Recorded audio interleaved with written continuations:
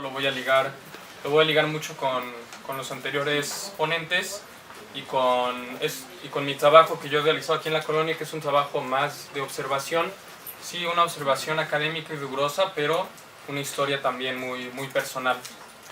Y bueno, quiero empezar diciendo que hace 111 años, en 1906, la colonia Juárez surge como el resultado de un negocio entre amigos. Así se le llamó al triángulo urbano que había sido desarrollado en las décadas anteriores a causa de las concesiones entre el gobierno porfirista y la élite empresarial de la época. Desde sus orígenes, la colonia Juárez ha sido un proyecto económico más que urbanístico, pues el objetivo principal del Estado porfirista, de sus élites, había sido expandir los alcances del mercado inmobiliario sobre terrenos no desarrollados, gran parte zonas agrícolas y otras áreas verdes, para permitir el lucro privado y la especulación a los acaudalados favoritos del régimen. Durante el antiguo liberalismo mexicano, la política urbana estaba regida por la idea de que atraer al capital y la inversión eran objetivos a los cuales se podía subordinar cualquier otra consideración social. Así, las grandes obras del Estado estaban orientadas a facilitar el crecimiento de colonias exclusivas para la más rica aristocracia. El embellecimiento de Paseo de la Reforma a cargo del erario público para las fiestas de la celebración de la Independencia facilitó las ganancias por el fraccionamiento de la colonia élites que querían alejarse del casco viejo, donde estaban los indios, de aspecto desagradable, de mal olor, de morales cuestionables. En esta colonia se habría de concentrar todo aquello que gustaba a los más favorecidos de la época, una arquitectura moderna, ecléctica, construida por arquitectos educados en el extranjero, grandes jardines privados, calles anchas para pasear en automóvil, tiendas de carnes y productos importados. Si alguien se pregunta en esta colonia por qué no hay parques, es porque toda la vida era privada, en las tertulias a las que solo se accedía por invitación. Entrar a esta colonia no estaba abierto al público y tampoco a las obras del Estado. Si Reforma fue construida para que el emperador y sus más cercanos llegaran de Chapultepec al Zócalo, así hubo de permanecer muchos años. Por sus edificios y por su gente, en ese entonces la colonia se decían que se parecía a Londres, que se parecía a París, a las urbes celebradas por excelencia como símbolo de la modernidad, pero claro que no se parecía a la Ciudad de México. Para muchos esto era motivo de celebración. La Ciudad de México ya era anciana, sucia y decrépita, estaba pasada de moda. Sin embargo, esta imagen de modernidad era una mentira, porque era una modernidad que construyó un monumento a Cuauhtémoc, pero impedía el paso al indígena. Durante las fiestas de celebración del centenario de la Independencia, cuando las destacadas legaciones extranjeras asistieron a este paseo para ver desfilar a los carros alegóricos de la historia de México, no se permitió la entrada a quienes con su sudor y sufrimiento habían construido la otra historia del país. No entró el indio, no entró el pobre. En resumen, la colonia Juárez surgió de una política urbana marcada por la corrupción, por la cercanía entre las élites políticas y empresariales, como un sitio de disfrute solo para la clase dominante y basada en una apariencia moderna que negaba la realidad de la ciudad y del país.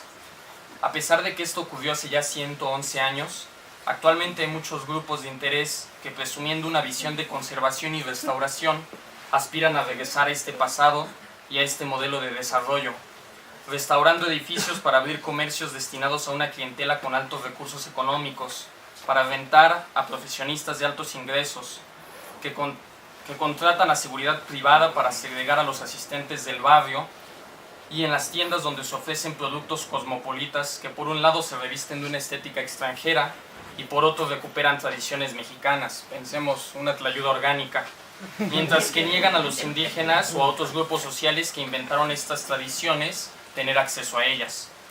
Todas estas transformaciones han implicado que hoy, 111 años después, pareciera que continúa la historia de la Juárez porfiriana. Sin embargo, la colonia Juárez no siempre fue este sitio de la élite, a pesar de que haya quien así lo quiera contar.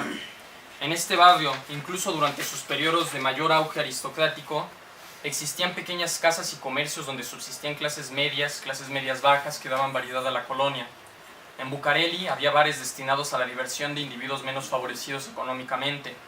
Después, la zona más hacia el centro de la ciudad se convirtió en un espacio dedicado al pequeño comercio de refacciones, que si bien en un inicio surgió como un lujo, tras la democratización del automóvil se transformó en un servicio de primera necesidad, asequible para una mayor cantidad de personas y base de la subsistencia económica de muchas otras.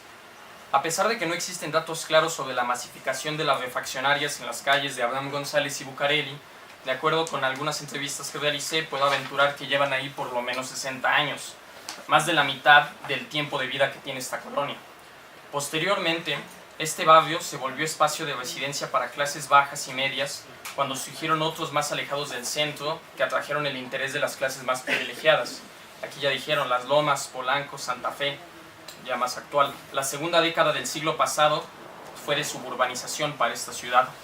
Y en las zonas antiguas del ahora centro histórico se quedaron solamente aquellos incapaces económicamente de emigrar, mientras que los espacios vacíos fueron llenados por aquellos inmigrantes rurales que arribaron a la ciudad cuando esta era una fuente de empleo y crecimiento económico.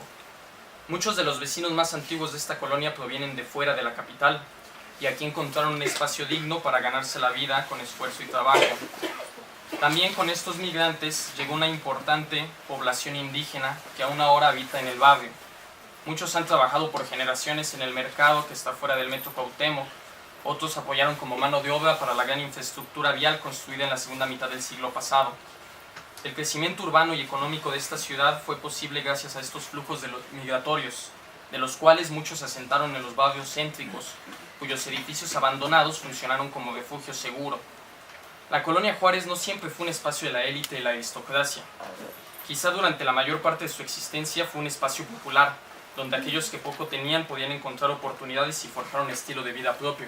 Al menos así sucede con este lado de la colonia, el este de Insurgentes. Ahora, muchos de los grupos que desean acabar con estos rasgos populares e incluyentes para lucrar con el espacio urbano de la colonia, cuentan una historia sesgada del pasado que está obsesionada con la arquitectura y el patrimonio físico, obsesionada con el pasado porfiriano. En esta historia no aparecen los marginales que por muchos años habitaron la colonia, sino que solo existen los episodios que parecieran volver inevitable su actual transformación. Para muchos de los grupos empresariales y nuevos vecinos, la historia de la colonia solo ha tenido 3 actores importantes. Así lo mencionaron en una plática el 23 de marzo aquí mismo. 3 actores importantes de esta colonia: la aristocracia porfiriana 1, la bohemia e intelectualidad acaudalada de la zona Rosa 2, y en los últimos años 3, los hipsters. Esta historia no solo es imprecisa, sino que activamente busca negar el derecho de habitar al barrio a quienes por mucho tiempo lo han considerado su barrio. En esta historia no tienen cabida las amas de casa de ingresos medios, los vendedores ambulantes, las refaccionarias, los indígenas, los ocupantes de predios abandonados y las diversidades sexuales que en la zona rosa han encontrado un espacio de libertad. En la historia que ahora cuentan, los hipsters que han llegado en los últimos años y probablemente continuarán llegando son herederos por derecho de los aristócratas, y en consecuencia el barrio les pertenece más a ellos que a quienes llevan aquí décadas. La visión patrimonial, que impulsa como objetivo último rescatar los edificios antiguos, apoya de manera directa esta revalorización excluyente, gentrificación, como le dicen. Cuando uno se preocupa únicamente por los edificios, por las estructuras y su valor histórico, ignora su valor social. Así también ignora la forma como distintos grupos los han habitado. No podemos disociar la historia física de la historia social de la colonia Juárez, pero la narrativa que apoya la gentrificación se centra sobre esta separación. De un lado están los edificios que hay que restaurar, que hay que rescatar, muchas veces se dicen, y ahí habría que preguntarnos, ¿rescatar de quién? Rescatar implica quitárselo a alguien y dárselo a alguien más. Implica que los que viven ahora o los que vivían antes habían secuestrado esos edificios y esas calles, porque ahora es el turno de que venga quienes la liberen, que coincidentemente son la clase alta y los intereses económicos que van a lucrar con esa liberación. Muchos dicen que es una desgracia que los edificios porfirianos se hayan convertido en refaccionarias, en tienditas, en espacios de habitación para clase marginal. Para mí no es ninguna desgracia que los edificios que antes solo podía usar una élite se hayan convertido en espacios de oportunidad y trabajo que permiten dar sustento a variadas familias. Solo la clase alta, que está en el estilo de vida correcto, considera como desgracia las formas de vivir de los demás y la cohabitación mixta. En su lugar, sí considero una desgracia que un grupo pequeño de empresarios construyan bares y restaurantes homogéneos, todos iguales a los mismos capitales, acabando con la diversidad social de un barrio como la Juárez, con la excusa aceptable de renovar las fachadas de estos edificios. En una ciudad donde importa más la arquitectura, las personas cada vez se vuelven más irrelevantes. En la manera predilecta de contar la historia de la Juárez, esta desgracia arquitectónica, y así lo van a oír muchas veces, si no es que ya lo han oído, se produjo por el congelamiento de las rentas, que impulsó la desidia de los posesionarios, quienes por pobreza y por pereza no quisieron hacer las inversiones necesarias a los edificios que habitaban. Sin embargo, esta historia histórico, pero deteriorados a causa de sus dueños ausentes, o muchos edificios sumidos en disputas legales, como le están la mayoría de las propiedades de este barrio, vuelve altamente atractiva la colonia para desarrolladores inmobiliarios que quieren obtener altos ingresos sin incurrir en tantos gastos.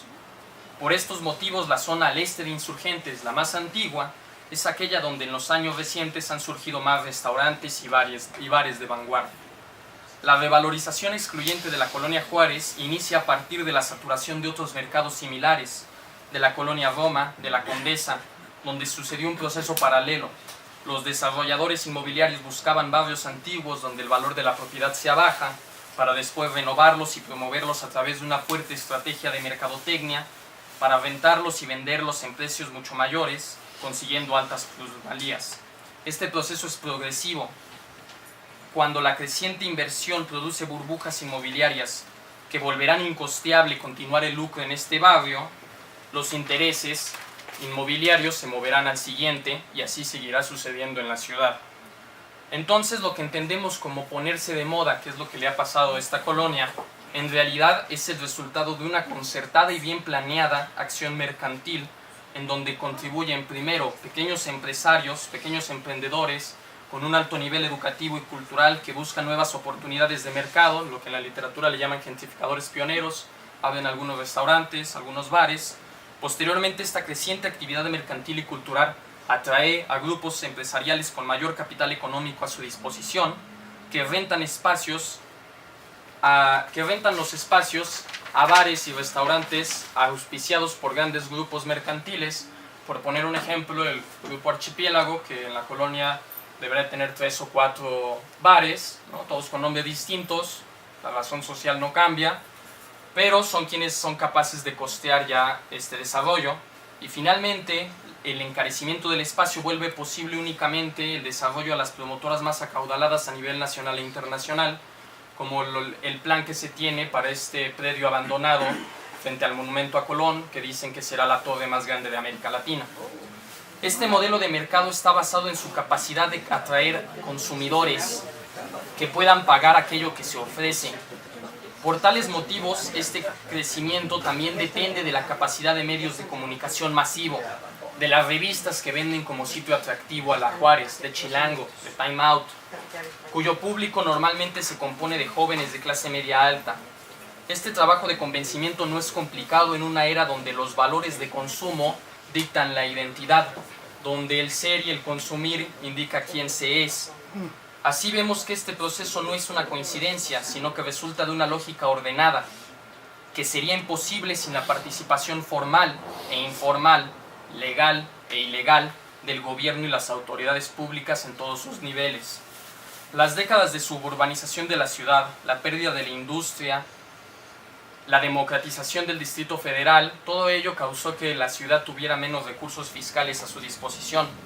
En consecuencia, para hacer frente a estas tendencias, los gobiernos de la ciudad en los últimos 3 sexenios, sin importar su supuesta ideología de izquierda, han buscado redensificar y repoblar los barrios centrales con personas e empresas específicas, aquellas que puedan generar suficientes ingresos.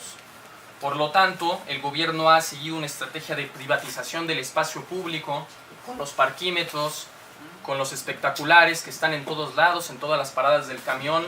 Ya hay un empresario que la patrocinó, con la permisidad a grandes grupos inmobiliarios que activamente violan la ley, con la promoción de la cultura como una marca, este logo CDMX, que busca hacer de toda nuestra historia un producto consumible, un producto que se puede vender y se puede ofertar, con el objetivo de convertir esta ciudad en un espacio moderno, vibrante y seguro, parecido a Nueva York. Ya no es Londres, ya no es París, pero sigue sin ser la Ciudad de México, porque este desarrollo es desigual, es solo para ciertos espacios y para ciertas personas.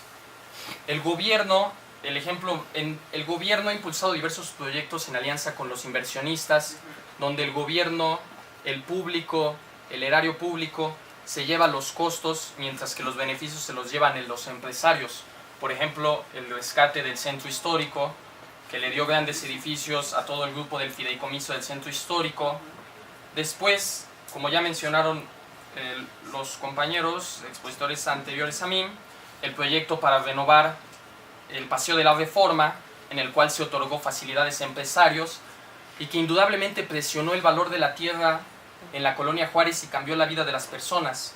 Y finalmente el Corredor Cultural Chapultepec, donde quedó expuesto la verdadera colusión entre el gobierno y los desarrolladores privados que buscan hacer dinero del espacio público de la ciudad.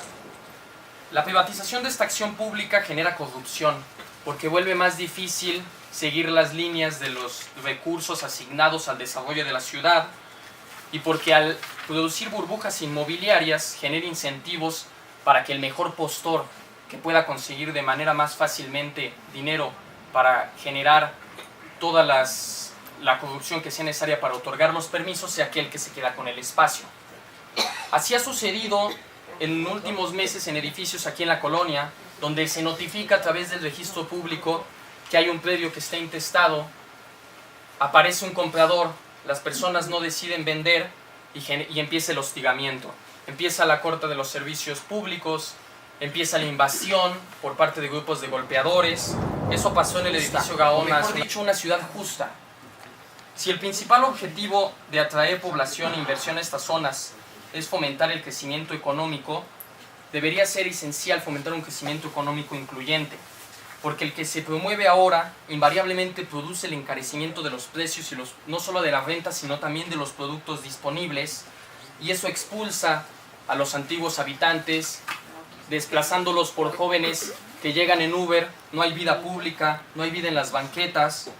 Si se cierran los comercios antiguos, los habitantes de menores ingresos tendrán que desplazarse más para adquirir los productos que necesitan y finalmente mudarse. Estos cambios ya son observables cuando uno camina en el barrio y son fruto de la revalorización excluyente que ha sufrido. Lamentablemente, este crecimiento de los precios tampoco implica una mayor calidad de los servicios ofrecidos. Hay muchos oportunistas que han llegado a la colonia para querer extraer rentas a partir de algo que nunca cuidaron. Por ejemplo, cuento el caso del señor Juano. Es un señor que lleva aquí viviendo 50 años con una refaccionaria. El dueño nunca se aparecía y de pronto aparecen sus hijos para decirle que simplemente van a pintar el edificio, no lo van a renovar de los daños que sufrió del sismo, lo van a pintar y le van a pedir por favor que se retire, porque van a rentar como Airbnbs, porque van a rentar como panaderías orgánicas, porque van a construir una galería o yo qué sé. A eso me refiero cuando hablo de oportunistas, porque los amigos del señor Juan ya se fueron del barrio, y habrá quien quizá me diga que los sentimentalismos son una excusa insuficiente para detener el proceso de crecimiento económico del barrio. Sin embargo, las historias individuales, las vivencias personales, los pequeños sufrimientos deberían pesar en la manera como construimos la ciudad. Una ciudad donde se ha olvidado el valor de las vidas personales y de los sueños humildes en favor de la gran y ostentosa idea del progreso, es una ciudad perdida que ya no está hecha para sus pobladores, sino para generar ingresos. Y bueno, ya para cerrar, ¿sí? Gracias. Para cerrar únicamente quisiera decir que a mí me gustaría decir que este proceso es en el futuro, pero creo que no, creo que ya es en el presente. Y una pequeña aclaración para cerrar es que la crítica a la gentrificación de la Juárez parecería sonar hipócrita y vacía de sentido cuando sale de la boca de un joven, ¿no? Un joven como yo, un joven que podría parecer un hipster cualquiera que viene aquí a los antros, a los bares, a gentrificar esta colonia. Y debo admitirlo, yo conocí esta colonia cuando me invitaron a una exposición de arte en un bar donde la cerveza costaba 80 pesos, pero lo que me llamó la atención no fueron las obras expuestas, sino lo que me llamó la atención fue ver a los vagabundos afuera, en la calle de Donato Guerra, verlos cómo eran ahuyentados por la policía privada del lugar y cómo a la larga son expulsados de su barrio, porque los vagabundos también habitan las colonias, también tienen derecho a la ciudad. Y no quiero apuntar ni acusar a la gente que como yo alguna vez ha consumido en un local nuevo de la Juárez, pero sí decir que por cada día que este barrio se vuelve más accesible para mí, deja de serlo para alguien más. Muchas gracias.